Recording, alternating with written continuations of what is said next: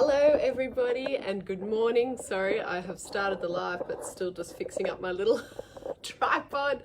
So there you go. We're on the move here. Gosh, that's not hello and good morning. So awesome to have you here on this Monday morning. Don't mind me. Just getting a little technical setup there sorted. Hello, it is great to be here on this glorious Monday morning. I hope wherever you are well. There have been so many questions coming in this morning around sleep and sleep routines when you're going on holidays or sleeping at other people's places. So I'm going to, I'll briefly talk about that in a minute and make sure that I answer that, because there's about 4 different questions that came through on Instagram stories, all of that kind of vibe.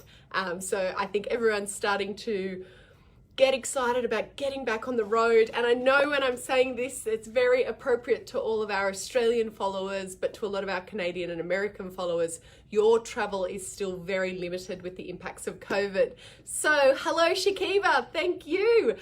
Please say hello, say good morning. Let me know where you're watching from and who you're watching with. If you're currently pregnant and sitting there with your support person or partner preparing for your birth, or if you're sitting there with a new baby and watching for some of our baby and child first aid or our sleep and settle tips and tricks, say hi, let me know where you're watching from and start answering your questions. If it's the first time you've stumbled across our page, hello and welcome. My name is Edwina and I'm a registered midwife and I'm an emergency nurse. And I jump on here a couple of times a week just to answer all your questions that you might have around your pregnancy or preparing for birth or sleep and settle. So we run BirthBeat online programs that will teach you how to, from the comfort of your home, master preparing for birth and master sleep and settle for your newborns.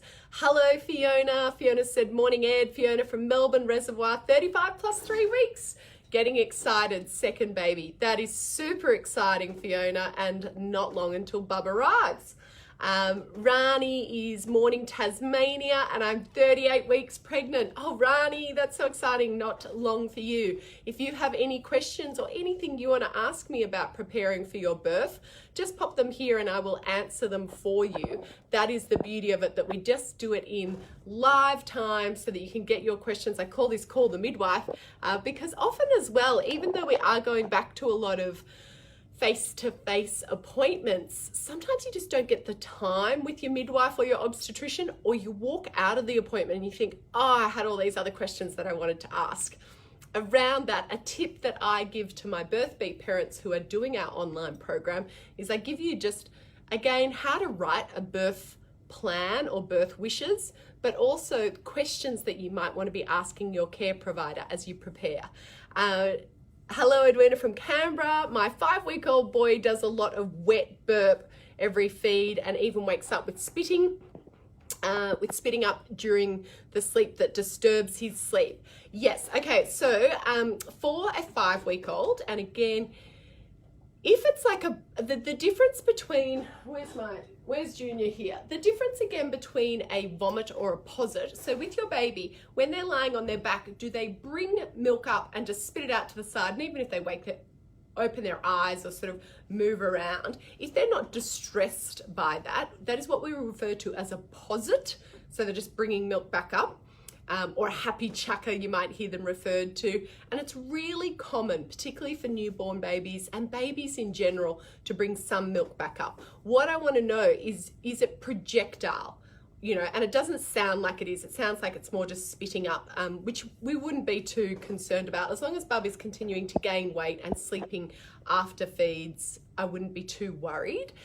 In terms of when he spits it up during his sleep and disturbs his sleep, I think particularly with newborn babies, we have this myth that we think that they're going to sleep really soundly, but particularly in the newborn period, so that's 0 to 12 weeks, babies have a lot of what's called REM sleep. So we have 2 different types of sleep, and this is breaking it down really simply, but we have REM sleep, rapid eye movement, and non-REM sleep. For you and I, we are into that REM sleep before we fall into our deeper non-REM sleep. However, for newborns particularly, and small babies, they have a lot of REM sleep. And that is where you'll see them move, open their eyes, even call out, make sounds. And when they're newborns, we're so attuned to them that often we will run in and check on them. And if they're going back into another sleep cycle, so their sleep cycles are 40 minutes long, and we go in and start patting them or talking to them, we will bring them out of a sleep cycle. So a good thing to practice, even for a little 5-week-old, is that if he's not awake and calling out and bothered by it, in terms of his sleep, just leave him to go through into another sleep cycle. That's a really good tip for all of you mums out there who either are preparing to have a newborn or have a newborn, is to let them go back into another sleep cycle in the early days. So if it's not bothering him, if he's not calling out, he's not crying, don't worry too much. Posits, they can bring up themselves and it's not going to impact them. If he is still gaining weight and happy after feeds. If not, I'd have a chat to your GP or your midwife. Shakiba said, my baby girl is breastfeeding now and I'm watching you. She's nearly 4 months old. Love watching you and learning a lot. Oh, that's so lovely. Welcome and hello, baby girl. Fiona says, Ed, I'm having a C-section planned this time. Last time I had an emergency C-section booked 23rd of April. Is there anything I should be preparing for in advance and for this? And will my milk still come in as natural as a vaginal birth? Thanks. Awesome question, Fiona. And I love the thing about these Q&As is that it actually also creates an opportunity for anyone who's sitting listening and going, oh, I'm having a C-section, or I'm having a VBAC, or I'm having a planned C-section. Answering your question, Fiona, is probably going to help lots of other mothers as well. So my ask of you is also please share this page and tag other friends who are pregnant or expecting, because I'm sure there's going to be lots of valuable tips that they can take out of this as well. So for you, and the interesting thing about a planned C-section after emergency C-section is a lot of women will say they felt quite well after the planned C-section because you haven't been through the marathon of labor prior to the C-section, which I imagine you did have that with your first. So no, physically it's going to be very similar. You probably will be less exhausted, less sore, because you haven't had to run that marathon of labor prior to going in. However, in terms of your recovery, some things just to remember to pack, because you know that you're going to be having a planned C-section, is, and again, I don't promote a lot of products on BirthBeat. That's not, I let you make those decisions. But there are things like support underwear or support shorts. There are some really good brands. I know in Australia, the SRC recovery shorts. However, when you're still in hospital, Fiona, just even a fitting pair of underpants that are high, so like a high, because your Caesar line is going to be right on your bikini line. So a full brief, pack a few pairs that are black in color, not super expensive, but quite firm to help you support your cesarean scar. That is really helpful for those first few days in the hospital. In terms of your milk, when you go through, getting a lot of love for that tip, when you go through with your milk, from 37 weeks, how many weeks are you now? Booked 23rd of April. Yeah, if you have no reasons, if you don't have a low-lying placenta or anything like that, I don't know why you are having the repeat C-section. If it's just a planned repeat C-section, I would encourage you to start expressing some colostrum if there's not any other reasons why you shouldn't. Because sometimes with C-sections, it does mean it's a major abdominal surgery. You're going to have anesthetic in your system and pain relief in your system. So it can slow down your milk coming in. It does not mean that your milk won't come in. It just can slow it down by 12 to 24 hours. So start expressing so that you've got some colostrum to give bub, particularly on that second night. Often bub will be starting to wake up and be very alert, looking for a feed. And if your milk's not coming in, it can be really long night, that second night. So it's good if you've got some express colostrum that you can offer to the baby, and then you don't have to introduce any formula. And the other thing is having lots and lots of skin to skin. So wherever you're having your baby, I think you said you're in Tasmania or Melbourne, sorry, I'm not sure. Speaking to your care providers prior to going in for your C-section and asking how soon you can be having skin to skin with your baby. That really helps for your milk to be coming in as well. Some hospitals now, bub will be birthed and able to go straight up onto your chest underneath the drape.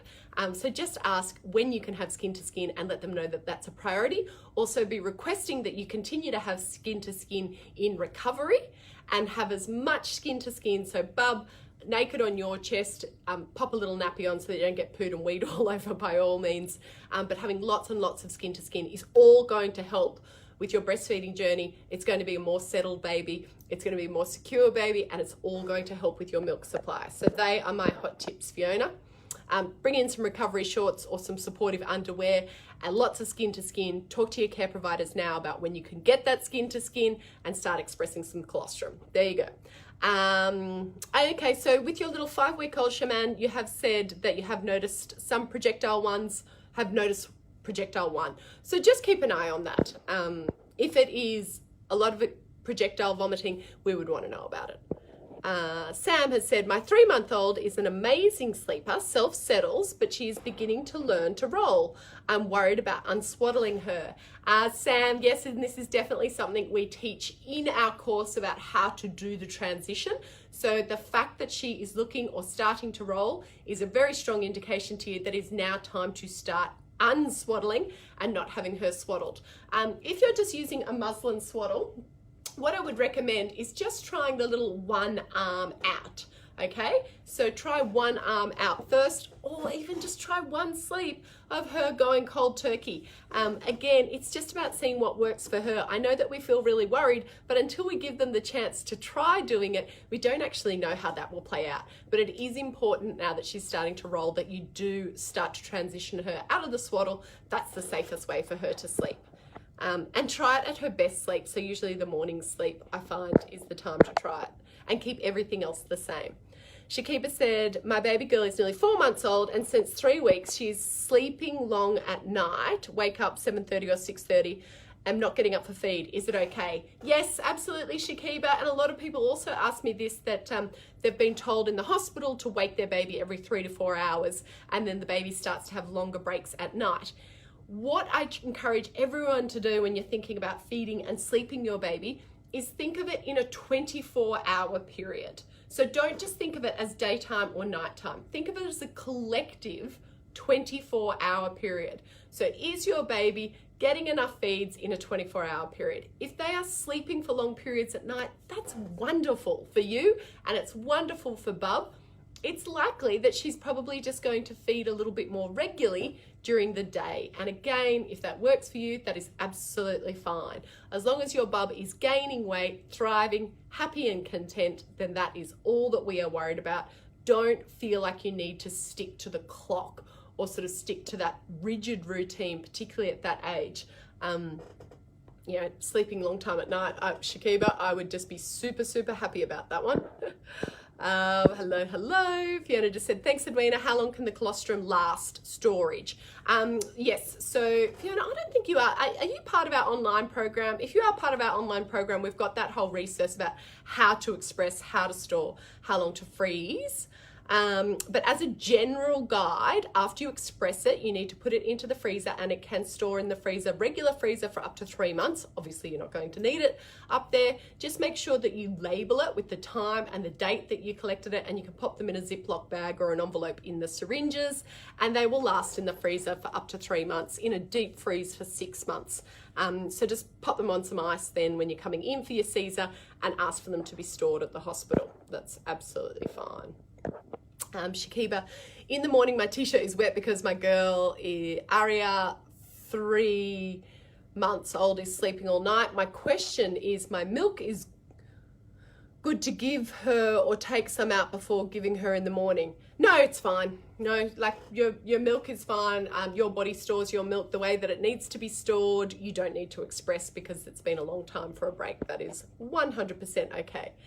Fiona said, I'm on Birth Beats Tribe page. That's just heaps. Okay, great. Awesome, Fiona. And again, that is such a good resource, isn't it? I'm going to be jumping into the Birth Beat Tribe today to answer a whole lot of other questions. If you have any, oh my gosh, it's 20 minutes already. If you have any other questions, pop them here.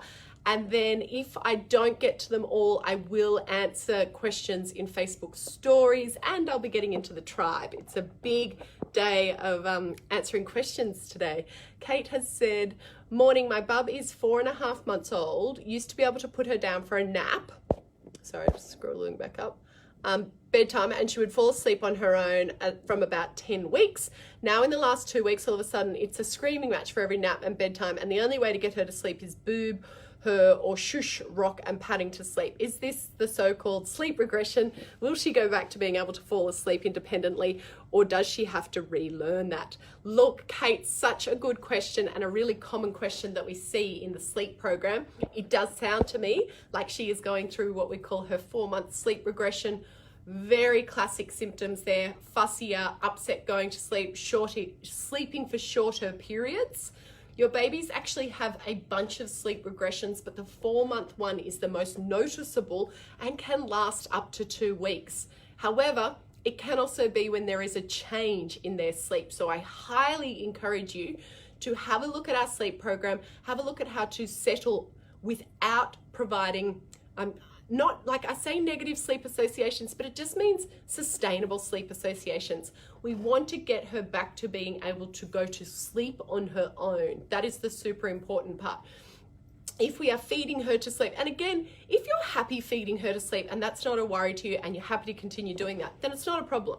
But if you don't want to be feeding her to sleep for the next few months or however long for, I would look at the program just so that you can look how to teach her to self-soothe or self-settle, so that once you come out of this sleep regression, you've got those skills in place, okay? So it's not about bad habits or wrong habits. It's just how do we make it a more sustainable, positive habits and sleep associations so that she can do it on her own.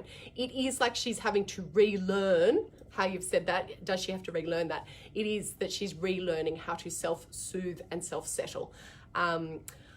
It is great to know that it will end, but just think about what you're doing now. Are you happy to continue doing that, or would you like to put some strategies in place so that she's self-soothing and self-settling?